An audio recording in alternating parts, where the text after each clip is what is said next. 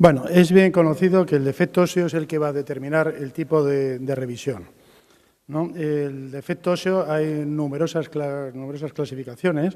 Eso quiere decir que todas tienen sus ventajas y sus inconvenientes. Nosotros particularmente queremos que la más útil, pensando en el tratamiento, es la de Paprosky, bien conocida por todos. Y ¿qué se puede hacer ante el aflojamiento de un vástago femoral? Bueno, todavía tiene indicaciones, como ya se ha dicho antes, la indicación de vástagos cementados, cuando no hay defectos. Cuando vástagos no cementados, generalmente de fijación diafisaria con prótesis monobloques o modulares. Otras indicaciones de las que no vamos a hablar, pues sería el aloinjerto impactado, de lo que ya se ha hablado, el aloinjerto estructural y la megaprótesis. Los vástagos cementados no tienen muchas indicaciones, pero algunas sí las tienen y hay que seguir pensando en ellas cuando, en algunos casos determinados, creemos que sigue siendo también una indicación muy útil en el momento actual. Pero bueno, hablando de la fijación diafisaria, que es lo que nos corresponde, con las prótesis monobloques, los problemas teóricos serían la osteopenia proximal y la difícil extracción en caso de necesidad. Bueno, los clásicos, los primeros, los que primero se utilizaron fueron la prótesis de Wagner, de la que existían diferentes series con buenos resultados, y la Solution en Estados Unidos, también con diferentes series, sobre todo de Wayne Paprosky y alguno más, también con buenos resultados. Nosotros, la prótesis de Wagner es primitiva, era bien conocida. El problema que tenía era, sobre todo, que tenía un ángulo cérvico diafisario de 145 grados. En un estudio que hicimos ya hace 7 años sobre la regeneración periprotésica de la prótesis de Wagner, la prótesis de Wagner original, entonces podíamos ver que las principales complicaciones que teníamos en 92 casos eran la luxación, debido precisamente a este diseño, pensamos, por el offset que tenía. Esto hacía que tuviéramos 11 luxaciones, casi un 14%. Como verán ustedes, la curva de supervivencia era solo un 77% en el mejor caso, y esto era sobre todo, como hemos dicho, a las luxaciones.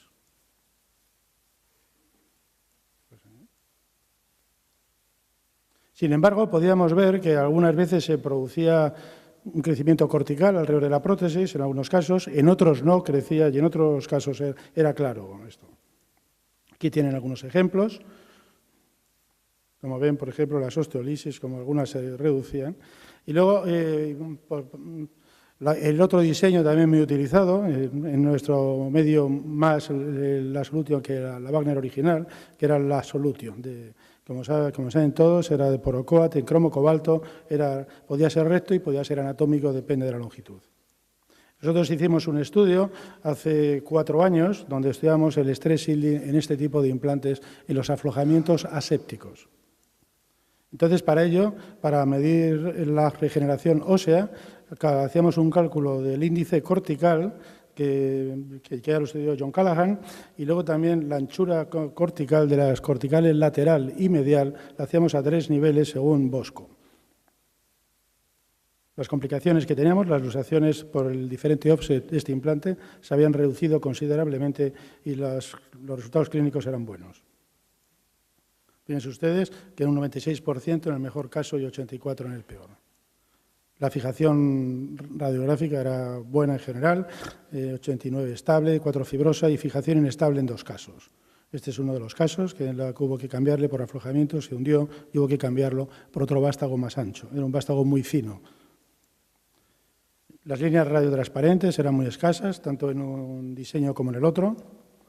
Las osteolisis siempre mejoraban, aunque no se regeneraban del todo, mejoraban generalmente, pero no desaparecían del todo. Pero lo que sí pudimos ver claramente era como a nivel proximal se producía una disminución del índice cortical. Ahí ven ustedes como lo que medían el postoperatorio a los 6 meses, a los 12 meses y al final del tratamiento. La cortical lateral proximal a nivel A también se producía una disminución que era significativa. Vean, a los 6 meses, a los 12 meses y al final del seguimiento. Sin embargo, en la cortical medial se produce, a nivel proximal se producía un aumento, tanto si lo comparan a los 6 meses, a los 12 meses. Este aumento de la cortical medial era también significativo. A nivel medio y a nivel distal esto no se producía y se mantenía en las corticales y por eso aquí no aparece. Aquí tienen ejemplos. La regeneración ósea, ven que disminuía en la cortical lateral, más o menos igualaba en la medial y aumentaba a nivel distal, mientras que en la cortical medial siempre aumentaba.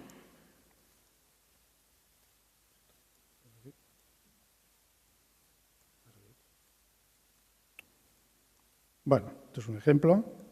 Aquí ven cómo va disminuyendo la cortical lateral, vean cómo va disminuyendo. Este es otro ejemplo, fíjense cómo va disminuyendo también. Generalmente, en la mayoría de los casos, a corto plazo, menos de 10 o 15 años, no tenía repercusión, aunque en algún caso sí ha tenido repercusión clínica. En todo este tipo de cirugía no utilizamos nunca injerto, stud, siempre utilizamos solo lo que era la colocación del vástago, ¿no? Las conclusiones de este estudio eran que los vástagos no cementados de fijación diafisaria producen buenos resultados clínicos a medio plazo, incluso en pacientes con graves defectos óseos. La fijación ósea es frecuente, aunque sin consecuencias clínicas al final del seguimiento, la cortical medial aumenta y la cortical lateral proximal disminuye frecuentemente con el paso del tiempo. Esto pasaba, como hemos dicho, en los aflojamientos, todos estos casos eran por revisión por aflojamiento aséptico. Pero ¿qué pasaba en las fracturas periprotésicas? Las fracturas periprotésicas hay que tener en cuenta la consolidación de la fractura al mismo tiempo que tenemos que procurar colocar un diseño, o sea, un vástago estable y que no se afloje. Bueno, es bien conocida la clasificación de Vancouver, la mayoría de los casos son B2, B3, que es a lo que nos vamos a referir, evidentemente, no vamos a hablar de los otros grupos. Entonces, el tratamiento de las fracturas periprotésicas, Vancouver B2 y B3, el tratamiento es bien difícil, generalmente aparece en pacientes ancianos, alrededor de vástagos aflojados, están siempre por definición vástagos aflojados, y se asocian frecuentemente con defectos óseos.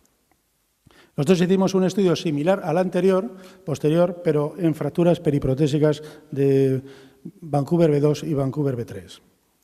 Entonces, la hipótesis de este segundo estudio fue que para responder a la cuestión si este stress shielding anterior influía a la duración y a los resultados clínicos en las fracturas periprotésicas.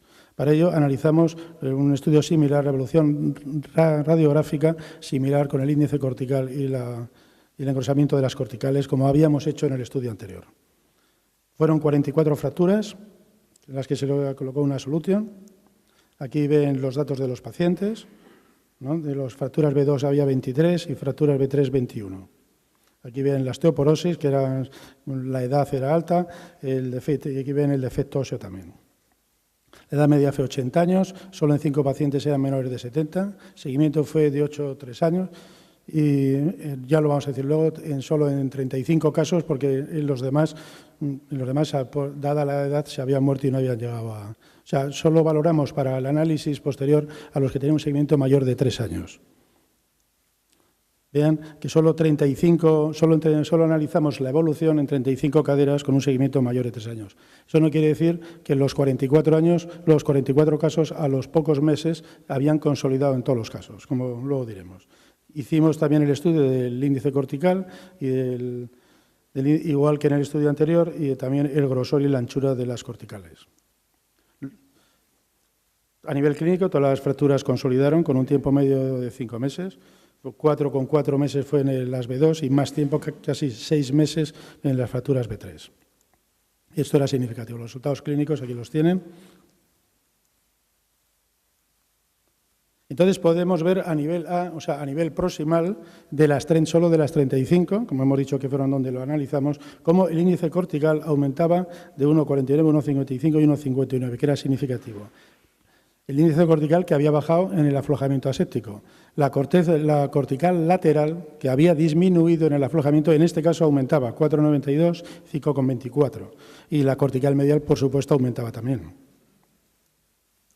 A nivel B también se producían, ¿no?, estos aumentos que también aumentaban, y a nivel C, a nivel distal también. Son algunos ejemplos. Entonces intentamos buscar algunos factores de riesgo que podían influir. Así, por ejemplo, el índice de lo que encontramos, lo que no aparece aquí es que no era significativo. Solo hemos puesto en este cuadro, para no hacerlo más pesado, solo lo que era significativo. Entonces encontramos significativo la osteoporosis mínima versus la osteoporosis moderada a nivel de la cortical, del índice cortical. Entonces veíamos cómo era mayor el aumento del índice cortical cuando la osteoporosis era menor. También vimos que como el índice cortical el aumento era mayor cuando eran fracturas de tipo B2 sobre las fracturas de tipo B3, aunque todas aumentaban. También cuando el diámetro era menor, el diámetro era 13,5 sobre 15. Y también sobre la longitud, cuando era 8, era mayor que cuando era 10. O sea, cuando era más corto, el índice cortical y la recuperación era mayor que cuando era más largo. Como igual que pasaba en el estudio anterior, no utilizamos Strut en ningún caso. Este estudio evidentemente tiene muchas limitaciones, como por ejemplo el corto tamaño de la serie, que proporciona datos clínicos incompletos.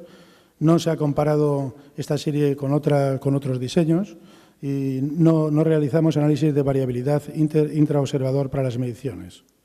Pero otras limitaciones era que en la práctica clínica el análisis cuantitativo y cualitativo del índice cortical y de la anchura cortical mediante radiografía, aunque no es del todo exacto para valorar los cambios por stress yielding. No utilizamos, por ejemplo, la DEXA en este estudio. También admitimos que las mediciones radiográficas de variaciones en la cortical femoral pueden no ser del todo reproducibles, variaciones interobservador, pero lo que está claro es que clínica y radiográficamente hemos encontrado cambios de remodelación ósea en estas corticales. Las conclusiones, por tanto, de este segundo estudio era que un vástago completamente poroso monobloque nos permite solucionar los casos difíciles de las fracturas femorales periprotésicas B2, B3, con defectos proximales que podrían ser difíciles de tratar con otros métodos.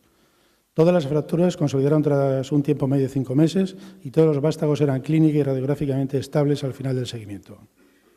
Contrariamente a los hallazgos encontrados en revisiones por aflojamiento aséptico, el índice cortical y las corticales medial y lateral aumentaban de grosor en los 3 niveles con el paso del tiempo. En los casos en que se utilizaron vástagos más cortos y con mínima o moderada osteoporosis preoperatoria, se produjo un mayor aumento del grosor con el paso del tiempo. Hoy día, normalmente en la mayoría de las industrias, pues han producido, como además se está hablando ya a lo largo de todo el día, el uso de las prótesis modulares en vez de las monobloques. Ya hay diferentes series que nos hablan de los buenos resultados y ya prácticamente pues toda la industria ha sacado su diseño con prótesis modulares, que es lo que más se utiliza. Sin embargo, también hemos podido ver, aunque no lo hemos cuantificado, pero sí que la seguimos viendo, el stress yielding y la reabsorción de las corticales laterales en estas prótesis modulares en titanio. Aparte de en esta prótesis aparecer otras complicaciones que no aparecían. Pero, por ejemplo, aunque nosotros no lo hemos medido, en ese estudio de Renawat, utilizando la Valdemar Link, ¿no? Veían con 64 caderas, que todas estaban integradas, pero fíjense que ellos refieren con las prótesis modulares de Valdemar Link, muy utilizadas en Estados Unidos, por ejemplo, el stress yielding aparece en un 26% de los casos. Estamos hablando más de 1 de cada 4. Por otra parte, como el mismo Wayne-Paprosky recomienda, las prótesis de fijación distal requieren del buen estado de las corticales femorales. Diámetros mayores de 18 van a producir peores resultados y estarían contraindicadas. Entonces, aunque nosotros creemos que estos implantes son muy útiles, como hemos dicho, sobre todo en pacientes más mayores, en los que hay que acabar con una cirugía más rápida, ¿no? Porque si no el anestesiólogo también nos dice, por ser un enfermo menor hay que acabar y así lo hacemos más corto. El problema es cuando hay que hacer una revisión en un paciente más joven, teniendo en cuenta estos problemas del stress yielding. Pensamos que en pacientes más jóvenes o no tan jóvenes, pero que es razonable que va a haber una segunda revisión, para nosotros debemos de minimizar la pérdida ósea restableciendo la reserva ósea. Para ello disponemos del aloinjerto impactado y el aloinjerto estructural del que posteriormente el doctor Alan Cross nos va a hablar. Sobre el injerto impactado, solo 2 palabras, que como ya saben, la mayoría es uno de los que preferimos nosotros. Hay numerosos estudios que nos hablan de su eficacia, tanto desde el punto de vista, aparte del clínico, desde el punto de vista anatomopatológico y desde el punto de vista biomecánico. Por ejemplo, este es un ejemplo donde incluso se hizo una osteotomía extendida para sacar el cemento y vean con este resultado. E incluso en fracturas de pacientes más jóvenes, como decía Siridis y el mismo Graham G, que pues también no es un método a tener en cuenta cuando existen grandes defectos. Muchas gracias por su atención.